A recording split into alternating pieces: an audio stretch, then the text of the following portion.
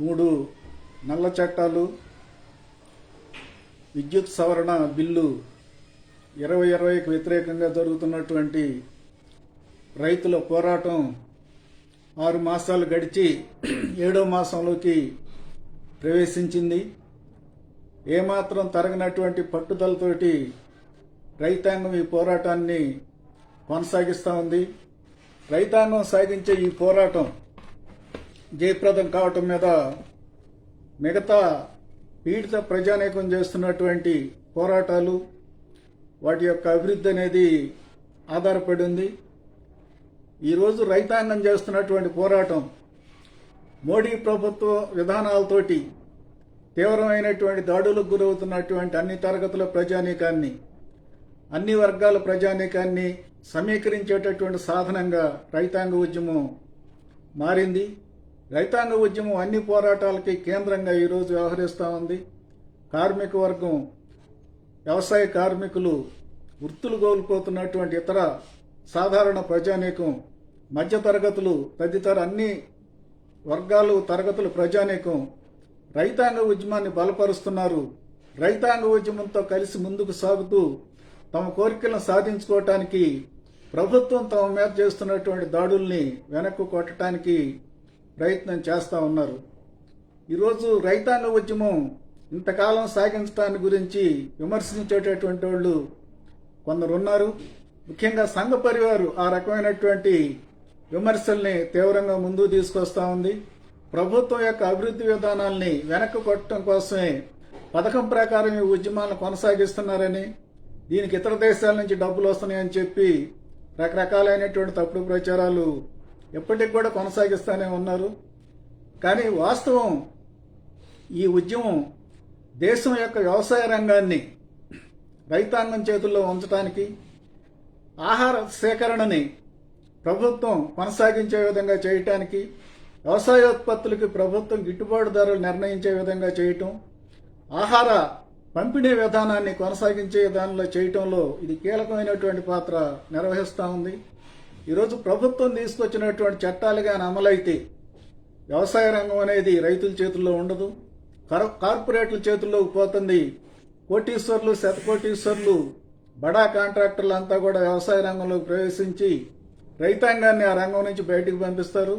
ఆహార ధాన్యాల పంటలు అనేవి క్రమంగా నిరుత్సాహపరచబడి వాణిజ్య పంటలు అనే రంగంలోకి వస్తాయి. వాణిజ్య పంటలు రైతాంగాన్ని దివాళా తీస్తాయి, కార్పొరేట్లు పెద్ద పెద్ద వాళ్ళకి లాభాలను కలిగిస్తాయి. కాబట్టి వాణిజ్య పంటలు రావటం అనేది, పెరగటం అనేది రైతాంగానికి తీవ్రమైనటువంటి నష్టం కలిగిస్తుంది. తాత్కాలికంగా లాభం కలిగించినట్లు చూయించినా కాలక్రమంలో అది తీవ్రమైనటువంటి నష్టాన్ని కలిగిస్తుంది. దాంతోపాటుగా వాణిజ్య పంటలు పండితే వ్యవసాయ పంటలు పండించేటటువంటి భూమి క్రమంగా తగ్గిపోతుంది. వ్యవసాయ పంటలు, ఆహార పంటలు పండించే భూమి తగ్గిపోతే జరిగే పరిణామం ఏమిటి? దేశంలో ఆహార ధాన్యాలు అవసరమైన పండవు. అప్పుడు మనం ఆహారం కోసం ఇతర దేశాల మీద ఆధారపడాల్సి వస్తుంది. ప్రభుత్వం కూడా సేకరణ నుంచి తప్పుకుంటానని చెప్తా ఉంది. ప్రభుత్వం ఆహార సేకరణ నుంచి తప్పుకుని ఆహార ధాన్యాలు దేశంలో పండకపోతే ప్రజానీకానికి తీవ్రమైనటువంటి ఆహార ధాన్యాల కొరత ఏర్పడుతుంది. ఫలితంగా ఆహార ధాన్యాల కోసం మనం ఇతర దేశాలపైన ఆధారపడాల్సినటువంటి పరిస్థితి వస్తుంది. అటువంటి పరిస్థితుల్లో మనం ఆహార ధాన్యాలను సమకూర్చుకోవటం, మన ప్రజానీకానికి సరఫరా చేయటం సాధ్యం కాదు. ఈరోజు మనం వ్యాక్సిన్ల కోసం మనం ఉత్పత్తి చేసుకోకుండా ఇతర దేశాల మీద ఆధారపడితే ఏం జరుగుతుందో చూస్తున్నాం. రాష్ట్ర ప్రభుత్వాలు మాట్లాడితే ఆ కంపెనీలు పట్టించుకోవటం లేదు, కేంద్ర ప్రభుత్వం వాళ్ళతోటి మాట్లాడటం లేదు. వ్యాక్సిన్ లేక ప్రజానీకం చచ్చిపోతూ ఉన్నారు. ఇదే పరిస్థితి రేపు ఆహార ధాన్యాలు లేక చచ్చిపోయేటటువంటి పరిస్థితికి దారితీస్తుంది. కాబట్టి ఆహార ధాన్యాలు, మనకు సరిపోయినటువంటి ఆహార ధాన్యాలను మన దేశంలో పండించుకోవటం అనేది అత్యంత కీలకమైనటువంటి విషయం. అందుకని ఆహార ధాన్యాల పంటలు అనేది ఇదే విధంగా కొనసాగాలి. ప్రభుత్వం మద్దతు ధరలు నిర్ణయించటం, సేకరించడం రైతాంగం నుంచి ప్రత్యక్షంగా కొనసాగాలి. ప్రభుత్వ ఆధ్వర్యంలో నిల్వ చేయటం కొనసాగాలి. అప్పుడు మాత్రమే దేశ ప్రజానీకానికి ఆహార భద్రత ఉంటుంది. సాధారణ ప్రజానీకానికి ఈరోజు అందిస్తున్నటువంటి ప్రజా పంపిణీ వ్యవస్థ కొనసాగటానికి వీలవుతుంది. ప్రజా పంపిణీ వ్యవస్థ కొనసాగితేనే ప్రజలకు ఆహార భద్రత ఉంటుంది. ఈ ప్రజా పంపిణీ వ్యవస్థని కుదించడం కాకుండా దీన్ని మరింతగా విస్తరించి సార్వత్రిక ప్రజా పంపిణీ వ్యవస్థని ప్రజలందరికీ కూడా దీన్ని విస్తరింపజేయటం అనేది అవసరం. అందుకని ఆ రకమైనటువంటి విధానాలు తీసుకోవటం అనేది ఈరోజు ముఖ్యమైనటువంటిది.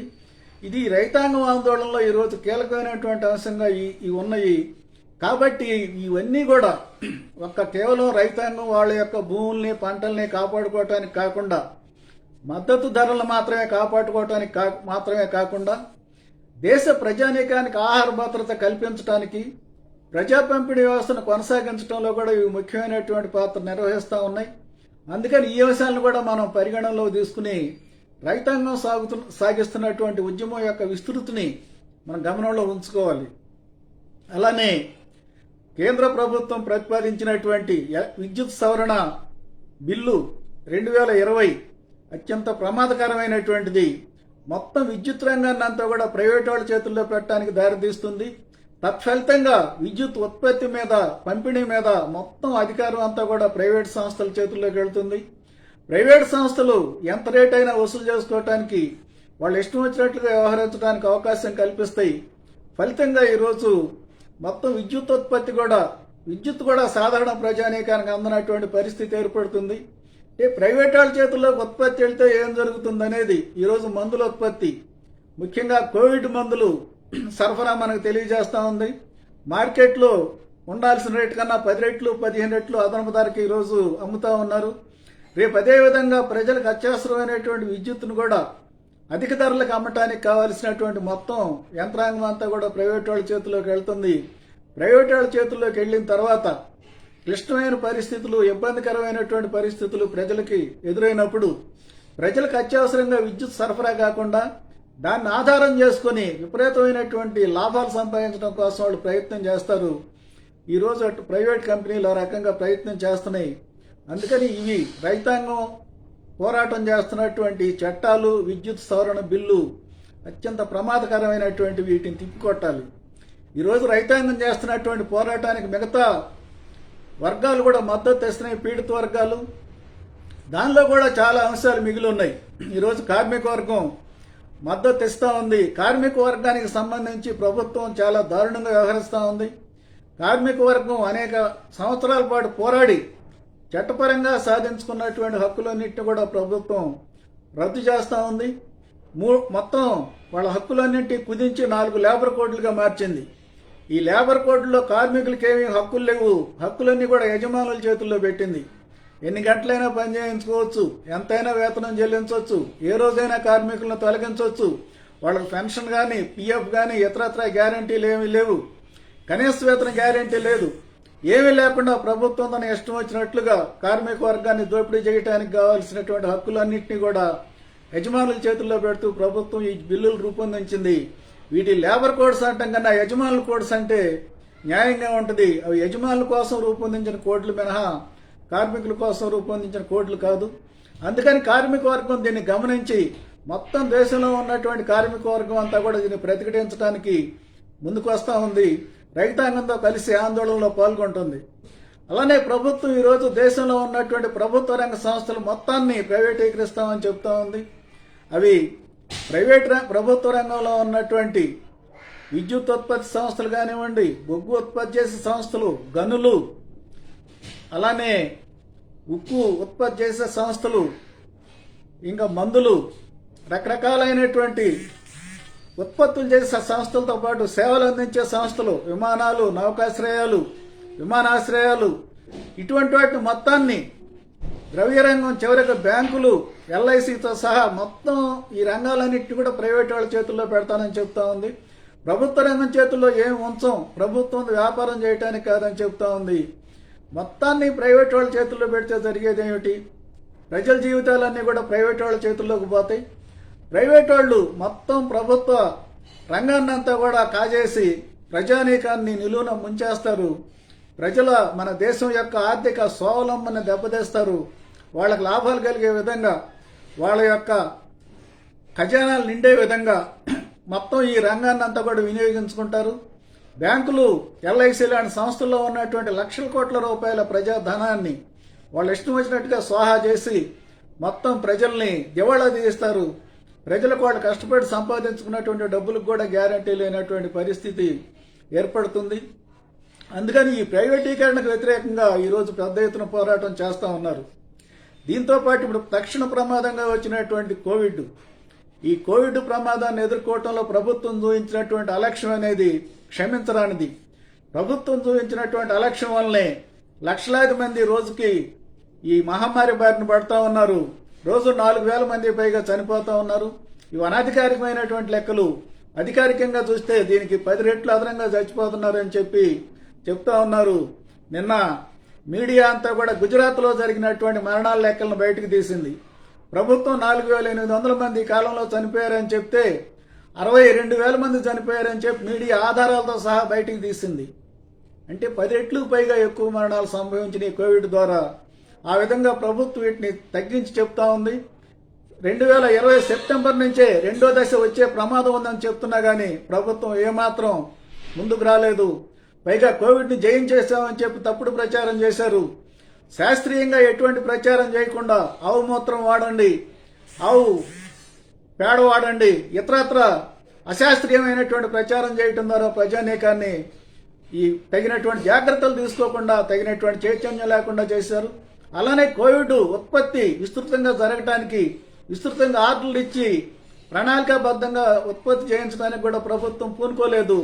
ఫలితంగా ఈరోజు కోవిడ్ ఉత్పత్తి వ్యాక్సిన్లు ఉన్నప్పటికీ వాటిని తగిన మోతాదులో ఉత్పత్తి చేయించేటటువంటి పరిస్థితి కూడా లేకుండా పోయింది.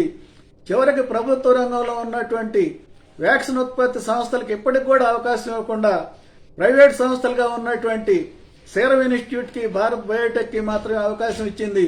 ఇది కూడా పెద్ద ప్రభుత్వం ప్రజల పట్ల అనుసరిస్తున్నటువంటి క్షమించరాని నేరం. ఇది కూడా అనేక మంది రోగాల బారిన పడటానికి, ప్రాణాలు కోల్పోవటానికి దారితీస్తుంది. అందుకని ప్రభుత్వం కోవిడ్ విషయంలో వ్యవహరించినటువంటి తీరు లక్షలాది మంది ప్రాణాలు కోల్పోవటానికి కారణం అవుతూ ఉంది. కాబట్టి ప్రభుత్వం అనుసరిస్తున్నటువంటి ఈ తీరుకు వ్యతిరేకంగా దేశవ్యాప్తంగా ప్రజానీకం తీవ్రమైనటువంటి ఆగ్రహంతో ఉన్నారు. ఈ ఆగ్రహాన్ని అనేక రాష్ట్రాల్లో జరిగినటువంటి ఎన్నికల్లోనూ ఇతర కార్యక్రమాల్లోనూ ప్రభుత్వానికి వ్యతిరేకంగా చూపిస్తా ఉన్నారు. ముఖ్యంగా రైతాంగ వ్యతిరేక పోరాటాల్లో ఈ ఆగ్రహం కూడా రైతాంగానికి మద్దతుగా పెద్ద ఎత్తున ముందుకు వస్తున్నటువంటి పరిస్థితి అనేది మనకి కనిపిస్తా ఉంది. అలానే ఈరోజు పట్టణాల్లో పరిమితమైనటువంటి స్థాయిలోనైనా లాక్డౌన్లు, ఆంక్షలు విధించడంతో పట్టణాల్లో ఉపాధి పొందొచ్చునని చెప్పి వచ్చినటువంటి కార్మికులు తిరిగి మళ్లీ వాళ్ళ యొక్క గ్రామాలకు వెళ్ళిపోతున్నటువంటి పరిస్థితి నెలకొంది. ఇటువంటి వాళ్ళు ఉపాధి వెతుక్కోవటం అనేది చాలా తీవ్రమైనటువంటి సమస్యగా ఉంది. గ్రామాల్లో కూడా ఇంతవరకు ఇంకా వ్యవసాయ పనులు పూర్తిగా మళ్లీ తొలకరి పనులు ప్రారంభం కాలేదు. ఇటువంటి పరిస్థితుల్లో వాళ్ళందరికీ మళ్లీ పనులు కల్పించాలంటే ఉపాధి హామీ పథకానికి భారీ స్థాయిలో నిధులు కేటాయించాలి. దాంతో పాటుగా పట్టణాల నుంచి తిరిగి వలసలు వచ్చి తిరిగి వాళ్ళ గ్రామాలకు వెళ్ళినటువంటి ప్రతి కుటుంబానికి నెలకి కనీసం 15 కిలోలకు తగ్గకుండా ఆహార ధాన్యాలు 7,500 తగ్గకుండా ధనాన్ని కూడా ప్రభుత్వం అందజేయాలి. ఆ రకంగా అందజేస్తేనే ఆ కుటుంబాలు బతకటంతో పాటు మన ఆర్థిక వ్యవస్థ తిరిగి పునరుజ్జీవం పొందడానికి దారితీస్తుంది. ఇవాళ లెక్కలు వచ్చినాయి. చివరి త్రైమాసికంలో భారత ఆర్థిక వ్యవస్థ 2020-21 చివరి త్రైమాసికంలో 1.3% అభివృద్ధి సాధించింది. ఇప్పుడు మళ్లీ తిరిగి లాక్డౌన్లు ఇవన్నీ వచ్చినాయి కాబట్టి మళ్లీ ప్రతికూల అభివృద్ధిలోకి వెళ్లే ప్రమాదం ఉంది. ఇటువంటి పరిస్థితుల్లో ప్రజల కొనుగోలు శక్తిని పెంచితేనే ప్రజలు కొనుగోలు చేయటం, తిరిగి ఆర్థిక వ్యవస్థ గాడిలోకి రావడం జరుగుతుంది. అది లేకుండా ప్రభుత్వం ప్రజానీకానికి ఆహార ధాన్యాలు గాని, ధనాన్ని గాని అందించే పరిస్థితి లేకపోతే ఆర్థిక వ్యవస్థ ప్రతికూల స్థితిలోకి వెళ్తుంది. ప్రభుత్వం పరిశ్రమలకి, యజమానులకి ఇచ్చేటటువంటి రాయితీలు ఆర్థిక వ్యవస్థని పునరుజ్జీవింపజేయడానికి దోహదం చేయవు. అది ఆ కంపెనీలు, ఆ సంస్థలు నిలదొక్కోవడానికి దోహదం చేస్తాయి మినహా ఆర్థిక వ్యవస్థ నిలదొక్కోవాలన్నా, పునరుజ్జీవం పొందాలన్నా ప్రజానీకం యొక్క కొనుగోలు శక్తి పెంచడం అనేది కీలకమైనటువంటిది. దానికి అవసరమైనటువంటి చర్యలను ప్రభుత్వం తీసుకోవాలి. అందుకని ఆ విధంగా తీసుకోవటానికి అవసరమైనటువంటి చర్యలు ప్రభుత్వం తీసుకొని ప్రజానీకానికి అవసరమైనటువంటి నిధుల్ని సరఫరా చేయడానికి కావలసినటువంటి బాధ్యతని ప్రభుత్వం తీసుకోవాలి. దీంతో పాటుగా ప్రజల కష్టాలను గాని, ఇబ్బందులను గాని వేటిని పరిగణనలో తీసుకోకుండా ప్రభుత్వం పెట్రోల్ ధరల్ని, డీజిల్ ధరల్ని నిరంతరం పెంచుతా ఉంది. అత్యంత దారుణమైనటువంటి విషయం. ప్రజానీకం అంతా కూడా తీవ్రమైనటువంటి కష్టాల్లో ఉన్నటువంటి సమయంలో, తిండికి కూడా గడవనటువంటి స్థితిలో వైద్యం చేయించుకోలేని దుస్థితిలో ఉన్నటువంటి స్థితిలో ప్రభుత్వం ఈ రకంగా ఈ ధరలు పెంచడం అనేది సరైనటువంటిది కాదు.